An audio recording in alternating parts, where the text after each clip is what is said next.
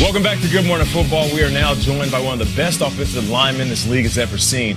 He was a two-time Pro Bowler, two-time Super Bowl champion with the Redskins, an Outland Trophy winner, and College Football Hall of Famer. In his number 73 is hanging in the rafters at the University of Pittsburgh alongside the lights of Dan Marino, Mike Ditka, Tony Dorsett, and Larry Fitzgerald. Wow. Please welcome to the show, Mr. Mayday, Mark May! Hey, what's up, man? Great, man. It's great to be here. Love watching you guys all the time. Oh, man, thank you so much. Now, we'll get into your career in a second, but I have to ask about your Redskins. If Case Keenum is healthy, I know we're all feeling that way. If he is healthy, do you think that he should remain the starter, or do you think it's time for us to see the young fella, Dwayne Haskins? Well, Colt McCoy is supposedly back healthy again, so that gives him a third option at the quarterback position.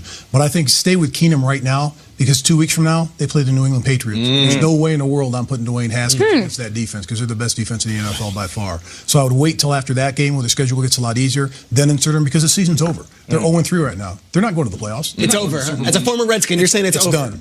You think they're going to make a run and win like 10 of the next 13 games? It's not going to happen. Well, the only way it would happen is if Haskins is really special. We've watched you in years, college football. You've seen Haskins play a lot at Ohio State. You know all about him as a player.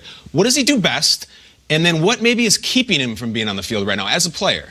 Picking up the offense is keeping him off the field right now and having that confidence. And they don't want to insert him with a bunch of bad players because they're injured on the wide receiver position, on the offensive line they're nicked up. Why put him in that situation? At Ohio State, tremendous athletes all over the field. Offense, defense, special teams, wide receiver. They protected him, great running back. So he was in positions at Ohio State where there are big windows where he could throw the football. So he could step up and make huge plays, particularly vertically down the field.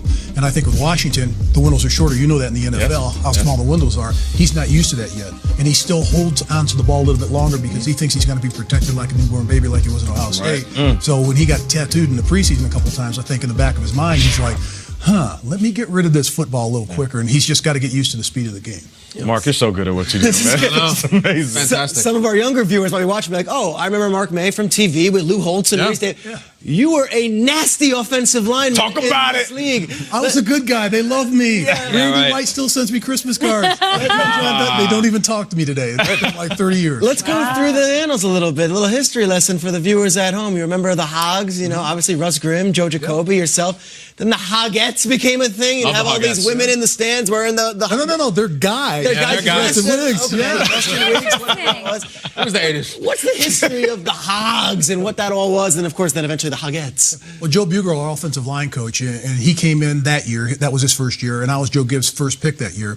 So what would happen is we had a bunch of old players that were there, and then they brought in a bunch of new players. Myself, Russ Grimm was drafted in the 3rd round. Darryl Grant was drafted in the 6th round. Joe Jacoby was a free agent. Jeff Bostic was in his 2nd year. He came back from Philadelphia. So all of a sudden you had to mesh these older guys that were there like George Stark and Ron Saul with these young guys. So what happened is our first year, we went 0-5. They thought they were going to get fired, the coaching staff. We ended up 8-8 the first year. Next year we go to the Super Bowl and win. So we're practicing in Carlisle in summer camp. So we had a pen all the way back down in the back corner that they just sent the offensive lineman to get rid of them after warm-up. So Joe Bugler said, all right, you Hogs, let's go down to the bullpen, because he used to call it the bullpen. So during that season, our first season after training camp, he comes in with the guys that made the roster, brings these T-shirts in because he wants to mesh everybody together and unify us together. And there are these special T-shirts with hogs on them, with all of our numbers on these hogs, these nasty-looking hogs with snouts and stuff like that and tusks. And it kind of unified us together. And the first thing he said is, you wear these every Thursday and you wear these every Friday to our meetings, or you get fined $250. Back then, that was a lot. Of course. A long way. So that kind of unified us. And then all of a sudden, the next year we go to the Super Bowl, it just took off like wildfire. And we didn't have social media back then. We had the big telephones that were like this. Sports Gecko. Yeah, so what happened was all these guys that were like doctors and lawyers and worked at the Pentagon thought that, oh man, these Hogs guys are great, so let's go ahead and let's make this little group called the Hogettes. So they dress up in wigs and dresses and That's snouts incredible. And they're still there today. Wow. And everybody thinks that they're a bunch of crazy women. No, these guys are a bunch of crazy people that work for the government. That are lawyers and doctors. And, you know, you might That's go in amazing. you might go in to get your teeth done, or Living in Arlington. There's a lot of that going on.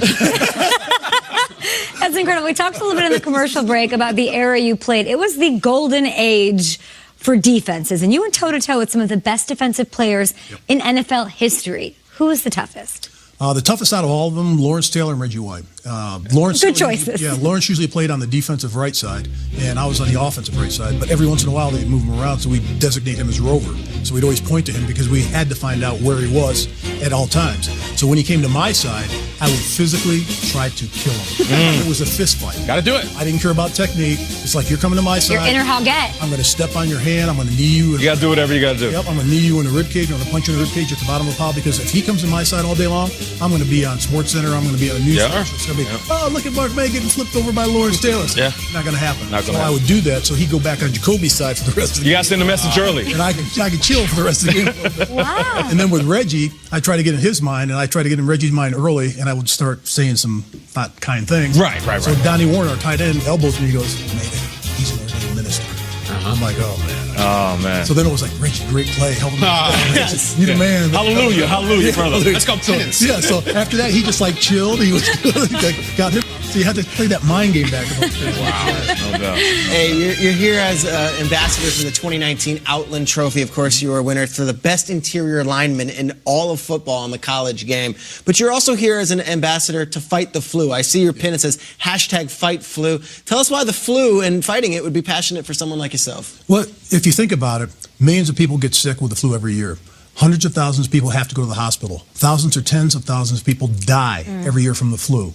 So you should get your vaccine from 6 months to how old you ever are. And the bottom line is, get it early, get it this year, get it every year. Because if you want, just think about it. You guys are always in public like I am. You're meeting people, you're shaking hands, you're taking selfies. So if you have the flu, you're going to spread it to those people. Yep. If somebody you see has the flu, you're going to get it. No doubt. So for me, I travel a lot, and I live in a border state, in a state where a lot of snowbirds come in from the Midwest. So you're always seeing people there. When I'm traveling and doing events, there's always that guy that's, can I get a selfie?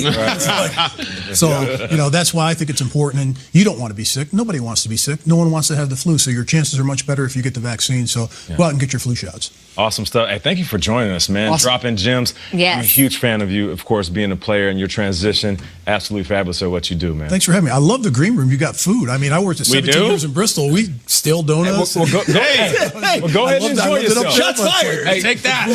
Go put back on that offensive lineman weight. Yeah, I'm an ex-hog, man. I need to eat. Thank you so much. Mark May, everybody.